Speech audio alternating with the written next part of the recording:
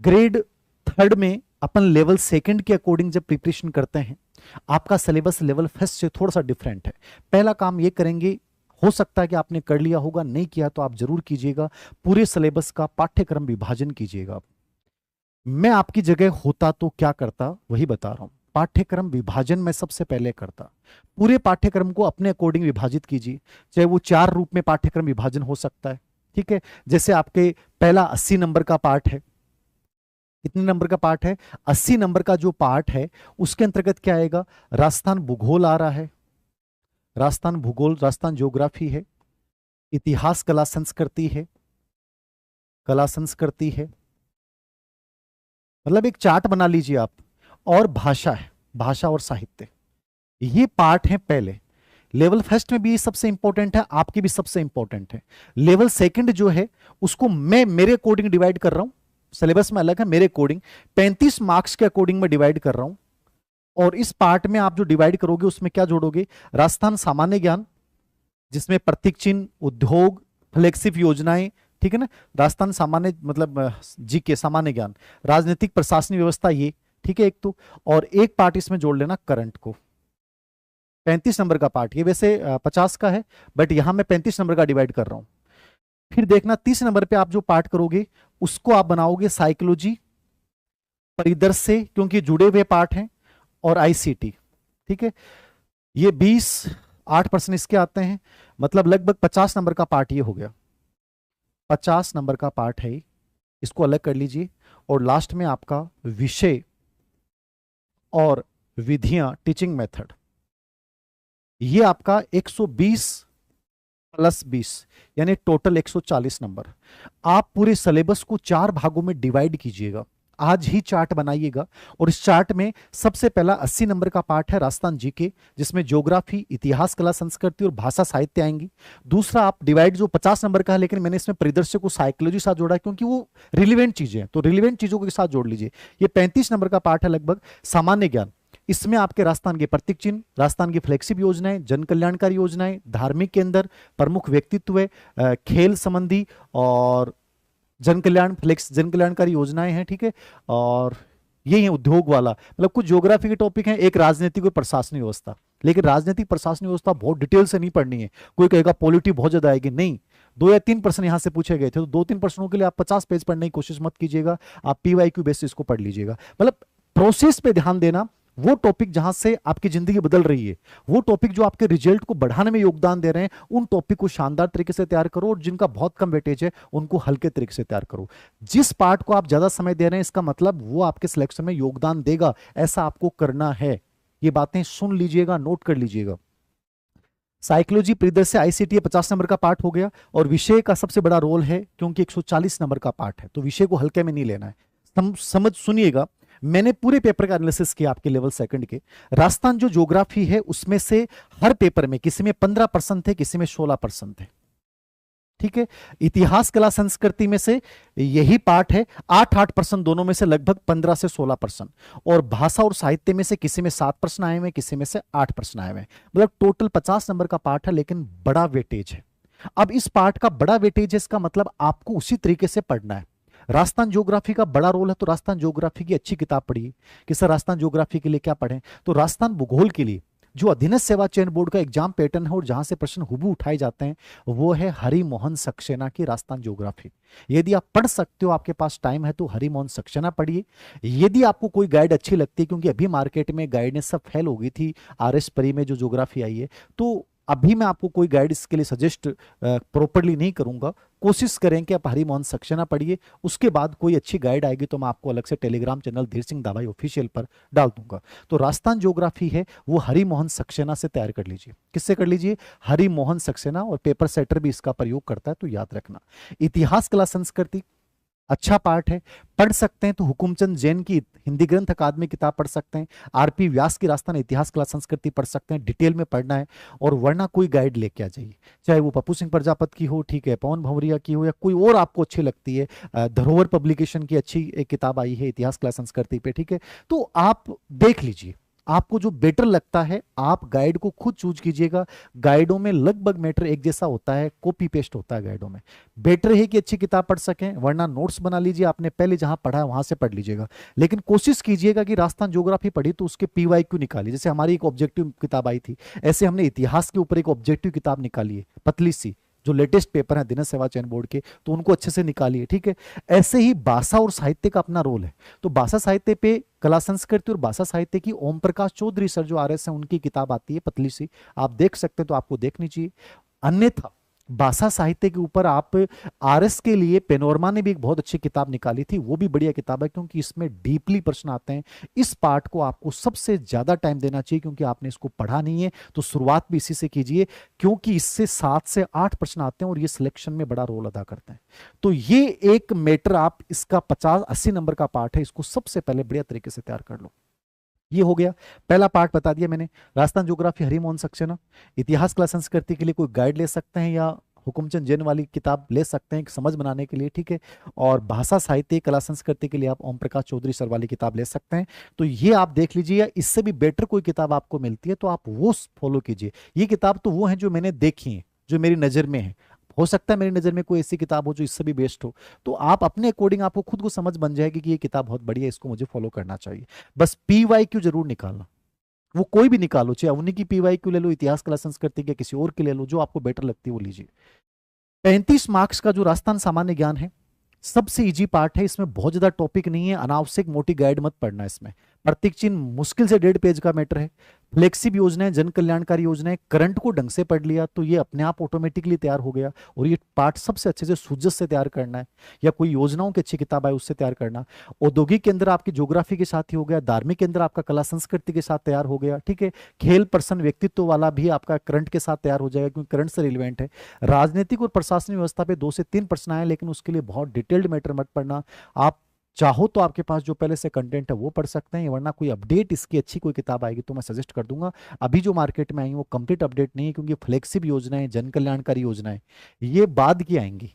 अभी आप इसकी कोई किताब खरीदते हैं तो कोई सार नहीं है, क्योंकि खेल, व्यक्तित्व, उद्योग, ये जो पूरा पार्ट है वो करंट से रिलेवेंट होके आएगा। तो इसकी अभी मत खरीदना, आपके पास जो कंटेंट है मैन वो पढ़ते रहें, इसके बाद को आप इसमें तैयार कर लीजिए। कोई अच्छी अपडेट 2-3 महीने बाद जो किताब कोई अच्छी आएगी उसको आप लीजिएगा, क्योंकि ये चेंज होगा। करंट है, करंट को आप हल्का हल्का क्रोनोलॉजी से स्टार्ट कर दीजिए। करंट का स्वरूप पूरा बदल रहा है, करंट के प्रश्न बहुत जोरदार तरीके से आ रहे हैं। कोई भी करंट पढ़ रहे हो उसकी पूरी डिटेल्ड आपके पास होनी चाहिए। पुरस्कार पढ़ रहे हो, पुरस्कार का पूरा ब्यौरा होना चाहिए। योजना पढ़ रहे हो, योजना का पूरा ब्यौरा होना चाहिए। और स्पेशली स्पोर्ट्स के प्रश्न बहुत अच्छे लेवल के आ रहे हैं अदर एक्टिविटीज पे, तो थोड़ा सा इसको उसके बदलते हुए स्वरूप से तैयार कीजिएगा। मंथली मैगजीन जरूर पढ़िए, ताकि कॉन्फिडेंस बना रहे कि मैं करंट पढ़ रहा हूँ। और लास्ट में फिर कोई भी मूमल का वार्षिकांक या कोई भी गाइड आती है उसको देख लीजिएगा। ये ठीक है, ये इस पार्ट के लिए हो गया। ये दोनों पार्ट बाद में पढ़ने वाले हैं, इसकी अभी कोई किताब मत खरीदना, इनको साथ साथ कोई करंट से पढ़ लो अभी, वैसे गाइड मत खरीदना। फिर तीसरा पार्ट है साइकोलॉजी, शैक्षिक परिदृश्य और आईसीटी। साइकोलॉजी में अवनी की किताब लेटेस्ट कल से मार्केट में उपलब्ध हो जाएगी, चाहे तो आप वो ले सकते हो, बदलते हुए पैटर्न के अकॉर्डिंग निकाली है। और उसमें मैंने अधीनस्थ सेवा चयन बोर्ड के लास्ट में पर्सन डाले हैं, क्योंकि अधीनस्थ सेवा चयन बोर्ड का एग्जाम दे रहे हो तो आपको पता चलना चाहिए अधीनस्थ सेवा चयन बोर्ड के पेपर कैसे आते हैं।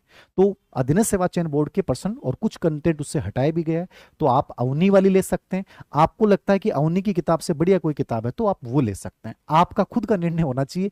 ये नहीं कि धीर सिंह दवाई सर कह रहे हैं मेरी ले लो, नहीं, मेरी वाली से भी कोई बढ़िया लगती है तो वो पढ़िए। बस ये तय है कि प्रश्न बाहर नहीं आता है अपनी से, अपनी किताब का रिजल्ट सबसे बेस्ट रहता है, लेकिन फिर भी आपका मन मांगे वो किताब चुनना, मेरी वजह से उस किताब को मत लेना आप, ठीक है। परिदृश्य का इंपॉर्टेंट रोल है, क्योंकि 8% इसमें से आते हैं। साइकोलॉजी 20 नंबर का हो गया। परिदृश्य, परिदृश्य अपडेट एडिशन इंतजार कीजिए। अभी मार्केट में मैं 3-4 एडिशन लेके आया था कि देखने के लिए कौन सी बुक अच्छी है, लेकिन सब में पुरानी चीजें डाल रखी थी, इसलिए मैं कोई किताब सजेस्ट नहीं करूंगा। यदि आपको कोई लगता है अच्छी किताब आई है तो देख लीजिएगा। परिदृश्य को हम भी यानी मैं भी तैयार कर रहा हूं, लेकिन उसमें टाइम लगेगा 8 से 10 दिन और, क्योंकि कंप्लीटली नवाचार, कंप्लीटली योजनाएं, इन सबको नया रूप दे रहे हैं, प्लस आरटी 2009 को थोड़ा सा डिटेल्ड बना रहे हैं, क्योंकि इसका बड़ा रोल है।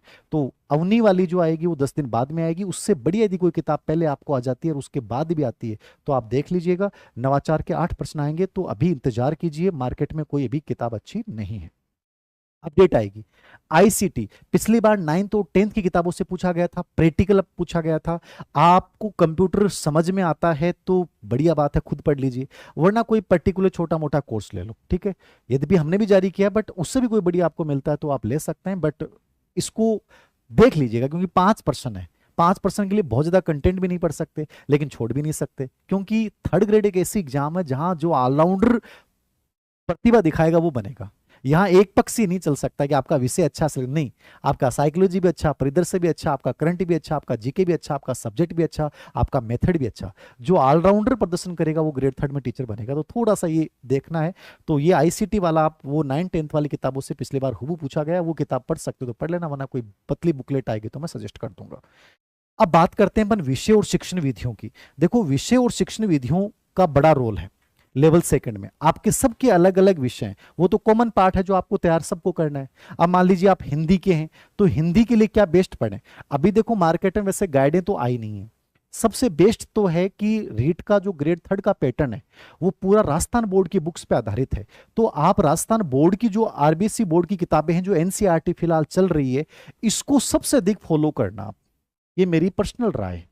फिर भी कोई गाइड आपको अच्छी लगती है, कोचिंग कर रहे हैं तो कोचिंग के नोट्स को ही पढ़ना, बाकी मत पढ़ना, बस पीवाई क्यू निकाल लेना। अच्छी कोचिंग है, अच्छा कंटेंट पढ़ाया जा रहा है, वरना मत टेंशन लेना। जहां आपको संतुष्टि होनी चाहिए कि बेस्ट है तो फिर उसके बाद बदलना मत। हिंदी विषय के लिए आप राजस्थान बोर्ड वाली जो किताब है या कोई भी व्याकरण राघव प्रकाश की पढ़ सकते हैं। एक जो हमारे मित्र हैं मैया सर, उनकी भी बहुत अच्छी किताब आती है इनके ऊपर, वो आप देख सकते हैं। व्याकरण वगैरह साहित्य वगैरह अच्छा मैटर डाला है, तो मैया सर वाली किताब देख सकते हैं इसके ऊपर। हिंदी मेथड के ऊपर अवनी की हमने निकाली थी, रीट में भी उससे सभी प्रश्न आए, तो अवनी की जो हिंदी मेथड की किताब है वो देख सकते हैं, या इससे बेटर कोई मिलती है तो वो देख लीजिएगा। मेथड बहुत आसान आता है 3rd ग्रेड में, और 5 ही टॉपिक हैं, विधियां, चुनौतियां, निदानात्मक उपचारात्मक शिक्षण और मूल्यांकन। बस पीवाई को जरूर पढ़ने, तो इसमें दोनों चीजें ध्यान रखिए। दूसरा आता है इंग्लिश आपका, तो इंग्लिश के लिए क्या पढ़ें। तो इंग्लिश की पिछली बार जो बच्चों को मैंने सजेस्ट किया था और बच्चों ने अच्छा पाया था, देखो बीके रस्तोगी तो बेस्ट है। बीके रस्तोगी की जो किताब आती है वो सबसे बेस्ट है, इनकी टीचिंग मेथड की भी आती है और वैसे भी अच्छी आती है, तो यदि ये मिल जाती है तो ये पढ़ लीजिए। अन्यथा आप कोचिंग कर रहे हैं, उस कोचिंग के नोट्स आप पढ़ सकते हैं। जो कहीं भी ऑनलाइन कोर्स ले रखा है तो ऑनलाइन पढ़ लीजिए, बट बीके रस्तोगी इसकी अच्छी किताब है, टीचिंग मेथड भी इनका अच्छा आता है, तो वो इंग्लिश की देख सकते हो आप। बात करते हैं अपन इंग्लिश के बाद एसएसटी की। एसएसटी में क्या पढ़िए, देखिए पिछली बार जो एसएसटी का पैटर्न था वो राजस्थान बोर्ड की बुक्स के आधार पे पेपर आया था। तो राजस्थान बोर्ड की बुक्स जो हैं स्पेशली 6 से लेके 10 तक की तो पढ़नी है, जो टॉपिक सिलेबस में, वो पूरे नहीं पढ़ने, 6 से 10 तक के जो टॉपिक सिलेबस में वो पढ़िए। और 11वीं 12वीं की कुछ किताबें हैं उनमें भी कुछ टॉपिक यहां से मिल जाएंगे। यदि आप ये मेहनत कर सकते हो तो इससे बढ़िया कुछ नहीं है। फिर भी इसकी कोई गाइड अभी मार्केट में आई नहीं है, आएगी तो मैं आपको बता दूंगा कि ये गाइड में अच्छी मेहनत की गई, आप देख लेना। बाकी मेरे अकॉर्डिंग फिलहाल आपके पास 6 से 10 तक की किताबों को शुरू कर दीजिए और वहां से टॉपिक उठाइए और उसके नोट्स बना लीजिए अपनी भाषा में सरल रूप से, अनावश्यक कंटेंट एकत्रित मत कीजिएगा। तो एसएसटी जो है वो बढ़िया है। टीचिंग मेथड जो इसमें 20 नंबर का पार्ट है, इसमें आप मंगल की किताब भी आती है, अवनी की भी हमने निकाल रखी है, और इसका थोड़ा सा 3rd ग्रेड के अकॉर्डिंग लेटेस्ट पीवाईक्यू बेस एक एडिशन हम और निकालेंगे, तो वो भी आप देख सकते हैं, या कोई और इससे बढ़िया मिलती है तो वो भी आप देख सकते हैं। तो लेकिन इन किताबों को जरूर फॉलो कीजिएगा, पीवाईक्यू निकालिएगा, और ये क्योंकि इसमें कई विषय हैं इसलिए थोड़ी सी मेहनत ज्यादा करनी पड़ेगी। उसके बाद बात करता हूं मैं विज्ञान और गणित की, साइंस और मैथ की, ठीक है। तो विज्ञान और गणित के लिए क्या पढ़ें, तो जो मेरे पास सजेशन आया है विज्ञान गणित को लेकर, साइंस और मैथमेटिक्स को लेकर, विज्ञान के लिए एनसीईआरटी आपको पढ़नी चाहिए, लेकिन एनसीईआरटी आप नहीं पढ़ पाते हैं तो देखो कोई गाइड जिसमें एनसीईआरटी का सार हो वो देख सकते हैं। एक इस पे हेमराज जी सर की एनसीईआरटी का सार संग्रह है ऑब्जेक्टिव, ठीक है, ये बढ़िया किताब है, इससे आपको लगभग ये पूरी साइंस आपकी तैयार हो जाएगी। मैथ के लिए मथुरिया की जो किताब आती है वो ठीक है, ठीक है ना, मथुरिया की किताब आती है, इसमें मेथड भी है और ये भी है, तो ठीक मैटर आता है इनका। पिछली बार बच्चों ने पढ़ा था, अच्छा फीडबैक था, तो वो देख सकते हैं। एक स्माइल पब्लिकेशन की भी इसके ऊपर बुक्स निकली हैं, विज्ञान गणित दोनों की गाइड के रूप में, देख लीजिएगा, मैंने देखी नहीं है बट बच्चों ने कुछ ने बताई थी, स्माइल पब्लिकेशन की आई रामोतार भदाला की, तो वो भी आप देख सकते हैं। मथुरिया, रामोतार भदाला या और कोई अच्छी किताब है यूएस शेखावत आरबीडी पब्लिकेशन से आती है, वो भी आप देख सकते हैं, अच्छी किताब है, तो इसको आप फॉलो कीजिएगा। ऑब्जेक्टिव में हेमराज जी सर के ले आइएगा, अच्छी किताब है उनकी, जिसमें पूरे पीवाईक्यू में पूरा एनसीईआरटी का सार है। तो इससे क्या है कि साइंस आपकी कंप्लीटली तैयार हो जाएगी। टीचिंग मेथड पे हम भी इस पे प्रयास कर रहे हैं कि अच्छा एडिशन आए, क्योंकि हिंदी का ऑल रखा है, गणित का हमने पहले निकाल दिया था, गणित विज्ञान दोनों का कंबाइंड निकालने का प्रयास करेंगे। बट आप फिर भी मार्केट से कोई किताब ले लेना है, रेट में जो पढ़ा है वो भी पढ़ लोगे तो बहुत है। मतलब टीचिंग मेथड रेट वाले आपके काम आ जाएंगे। फिर बचता है संस्कृत, जो मेन विषय है। संस्कृत के अंतर्गत भाई मुझे ज़्यादा नॉलेज नहीं है, लेकिन जो पिछली बार बच्चे सिलेक्ट हुए उनसे मैंने चर्चा की।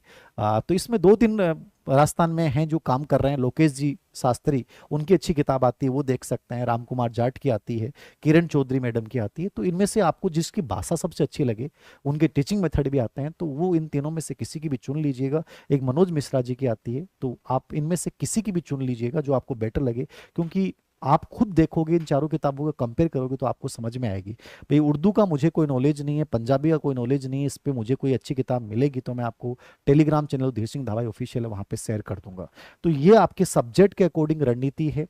टीचिंग मेथड बहुत मुश्किल नहीं है, आसान है, बस पीवाईक्यू भी देख लोगे तो हो जाएगा।